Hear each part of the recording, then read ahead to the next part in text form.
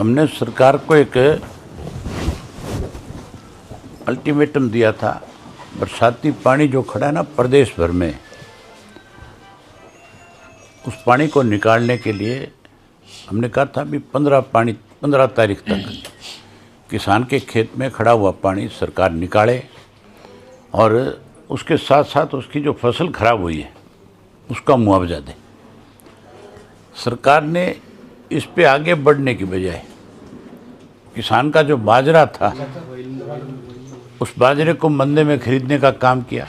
600 रुपया पर क्विंटल के हिसाब से उसको कम मिला। और अब धान की जो खरीद है उस खरीद के अंदर भी सरकार कह तो ये रही है कि हम दाना दाना खरीद रहे हैं, लेकिन 40% तो यील्ड कम है। और उसके साथ साथ सरकार खरीदने की बजाय उसको आज 500-600 रुपये क्विंटल के हिसाब से सस्ते पे बेचने पे मजबूर कर रही है।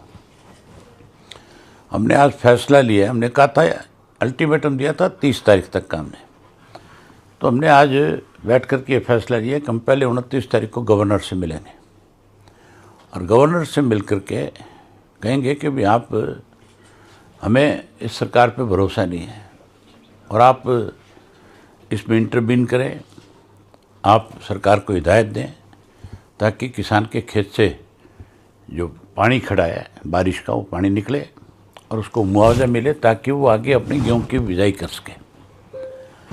अगर उसके बाद भी कुछ नहीं हुआ तो फिर हम उसमें अगला जो कदम है आपस में सारे साथी बातचीत करके बड़ा कदम उठाएंगे जिससे सरकार को मजबूर किया जा सके।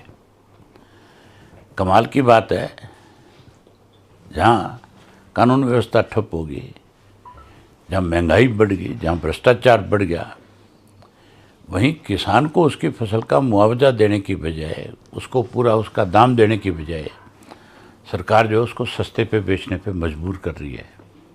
कितने दिन किसान जो है इस तरह के सरकार के फैसलों को मानने की, आखिर मजबूर होकर कुछ फैसला किसान को लेना होगा, कोई बड़ी लड़ाई लड़नी पड़ेगी इसके लिए। तो हम अपनी पार्टी की तरफ से प्रदेश भर के किसान के पास जाएंगे और उसको इस बात के लिए तैयार करेंगे कि हम आपकी लड़ाई लड़ने को, आपकी अगवानी करने के लिए तैयार हैं, आप हमारा साथ दें ताकि सरकार को मजबूर किया जा सके और आपको आपकी फसल का दाम दिलवाया जा सके। दूसरा, जो 2 सुसाइड हुए हमारे यहाँ पे, उन दोनों सुसाइड में शर्त ये रखी गई थी सरकार के सामने कि इसकी सीबीआई जांच हो, और सीबीआई को जांच सौंपने की बजाय सरकार ने उस पर लिपापोती करनी शुरू कर दी। जबकि मुस्तफ़ा के मामले में किसी की डिमांड नहीं है कि सीबीआई से जांच कराई जाए, उसको तुरंत सीबीआई को सौंप दिया गया। और जहां परिवारजन की तरफ से सीबीआई की डिमांड की गई थी, उनकी जांच सीबीआई को देने की बजाय उस पर लिपापोती करके उस मामले को दबाने की कोशिश की जा रही है। आज जहां धर्म, मजहब, जात पात के नाम पे प्रदेश को बांटा, वहीं आज ये लोग फोर्स को भी बांटना शुरू कर चुके हैं। वहाँ पे भी इस तरह से लोगों में आपसी तनाव पैदा करना चाहते हैं। इसलिए इसकी जांच सीबीआई से हो ताकि फोर्स में इस तरह का कोई तनाव पैदा ना हो।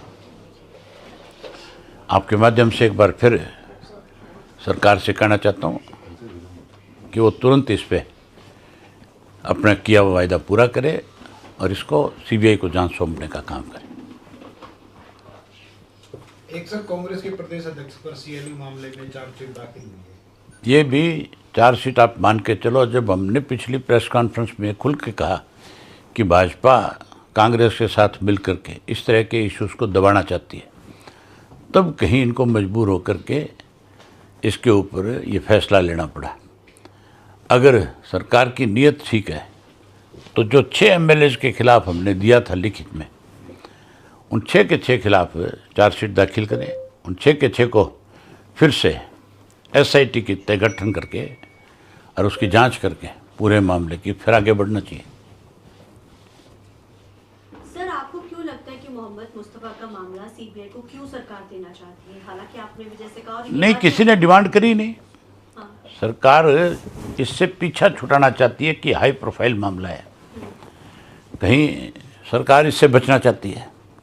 क्योंकि उनकी बीवी मोहम्मद मुस्तफा की वाइफ को भी कांग्रेस की वजारत में रही है पंजाब में, मंत्री के जब कैप्टन मुख्यमंत्री उस चीज़ थे, का तो कोई आपको मायना लगता है नहीं कि है। पंजाब के साथ कनेक्शन की वजह से ऐसा उस किया चीज़ जा का रहा कोई मायना नहीं है। है? जी मायना तो इस बात का है कि क्यों इन्होंने सीबीआई को जांच दी, क्यों जांच करने से कतराई सरकार, जबकि जो इश्यू सीबीआई को जाने चाहिए उनको सीबीआई को देने के बजाय प्रॉमिस करके पीछे हट रहे हैं और इस मामले को दे दिया जिसकी किसी ने डिमांड ही नहीं करी।